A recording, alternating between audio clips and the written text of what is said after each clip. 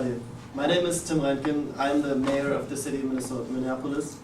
And we're here today to decide if the Minnesota Bridge, the main connection between downtown Minneapolis over the Mississippi River, should be closed.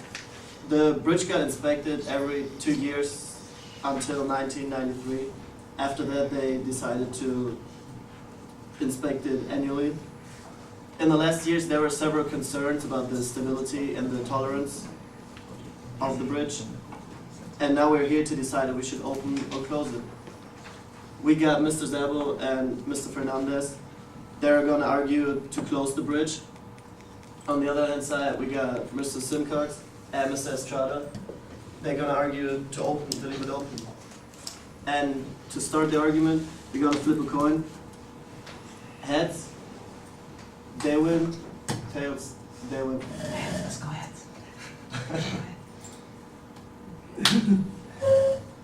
All right, the bridge should stay open. You guys start. Okay. Sure, I'll take the floor. Well, according to MSNBC.com, the bridge carries 144,000 vehicles per day, including 4,760 commercial vehicles. Well, if we close this bridge, it's going to be a nightmare to reroute traffic, because it's the quickest and shortest distance to get across the Mississippi River to university and so on.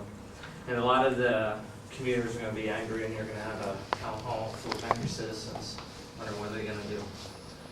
And also, according to FHWA.com, the bridge has been inspected, like you said, annually since 1993. And the last full inspection we did was in '06. And from that report, we reported that there was some specific problems that were found, but and there was a poor rating given to the bridge, but still that was due to some corrosion in some areas and where the paint system had deteriorated, and this was all parts of the bridge that was above the water. And also that was on the steel truss members, the floor beams, and some of the welds. The overall condition of the truss members and the connections are from a corrosion standpoint found to be good. Corrosion was found in localized areas generally concentrated near the deck joints. This corrosion was away from the deck joints. According to an article in USA Today, a bridge rated as structurally deficient when part of the bridge is found to be in poor condition. Many bridges in poor condition are still safe for use. As deterioration continues, engineering analysis is sometimes necessary to recompute the safe flow capacity of the bridge, which we think that's all you would need to do here is adjust how many cars a day are going over at one time to manage the weight load. This bridge was rated safe for legal truckloads and permitted overweight truckloads of up to 136 pounds. The bridge was not under any restrictions at this time. Like Mr. Simcox was saying, we have taken several steps to fix some of these problems. Along with us and the combination of the University of Minnesota, we have combined from 1990 to evaluate some of the stress from the bridge. We have conducted tests, and through the tests, we have determined that the stress range is less required than what we need for it to be fixed. Some locations of the bridge that have been stress high, we have done some of the inspections for every 6 months instead of every year like you requested. Then the cost of all this stuff that we've done has come up to $9 billion, which is very high compared to some of the other stuff that we need to be done around the state of Minnesota. A bill has also been added for an additional $3.5 billion that we feel that should be used towards some of the stuff that should be used in Minnesota, such as parks, trails for humans, and recreation centers across the community. Like you said, we've passed all the inspections that have been provided that you have given us, and we feel that some of the funds and the taxpayers' money that have been given towards us should be given to the people back in return. We've upgraded everything that you said from every 2 years to every 1 year, and in some cases, in some situations, up to every 6 months. So in conclusion, we feel that we've done everything necessary for the requirements that you've given us, and we believe that the bridge should remain open. Thank you very much for that. Now I'd like to hear the opposite side. All right, what would you like to? Okay, as they said, we need to wait. Is worth the risk of a collapse or something like that, or it's just, you will consider more people complaining, or, I'm guessing that, people will agree if we put them in less risk. In 2006, the bridge inspection team, described specific problems in the superstructure, so it's the one that is above, as he said, above the ground. There's a lot of corrosion, you can tell in the paint. There's existing fatigue cracks.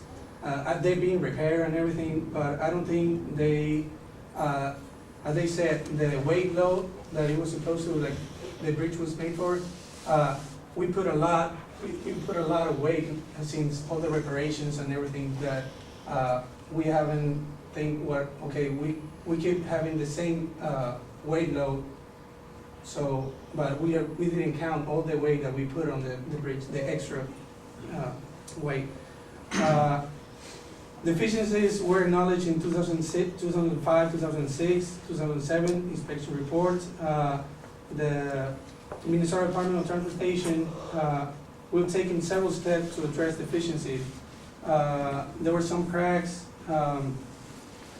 and when we see the report of University of Minnesota in 1990s, back then they said there are many following action that we recommend. One of them is structural components of main truss with the highest stress range should be inspected every 2 years. Critical location of the floor truss at high stress range. They said we have to do inspections every 6 months. 6 months is a short period of time, so therefore something has to be wrong and it should be fixed. Then the report concluded that fatigue cracking was not expected to be a problem, but after that we contracted with the URS, it's a private firm, in 2003 to do like a more specific fatigue and fracture analysis. And they determined that there are many recommendations. They made some recommendation in January 2006 that Mr. Sai was going to explain. Yep. These three suggestions for the time of the bridge. The first option was to add redundant plating over the most 52 critical truss members. Option B, you'd have to conduct a visual examination of all suspected weld details and remove measurable defects at suspected weld details of all 52 critical truss members. Or your third option would be a combination of 1 and 2. Looking at how the bridge is structurally deficient, simple definition, it is rated as structurally deficient when part of the bridge is found to be in poor condition, which the truss members were.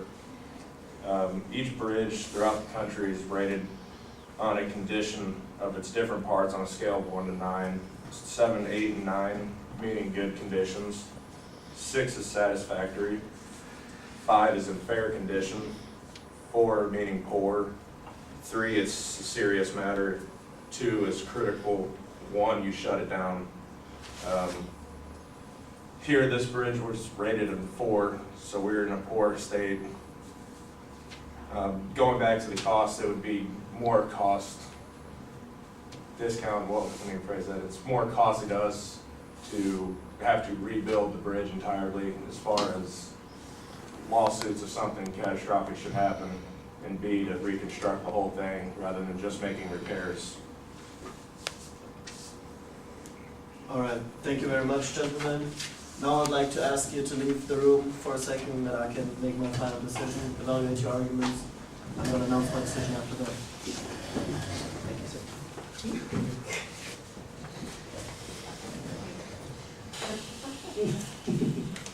Should I do? I'll leave the bridge open. It's the main connection, so all the people are going to run there all the time to go to their work, to their families. But if I'm going to leave it open and the bridge really collapsed, I was on the phone with her and she said that what should be then is I could save so much money if I leave it open on the first step, but really, how much money is a life worth? And if I close it, people get mad. They're gonna get mad that they need so much more time to go to work, and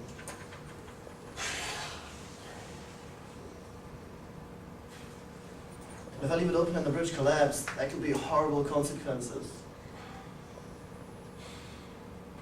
Alright. My decision is taken. Could you please come in again?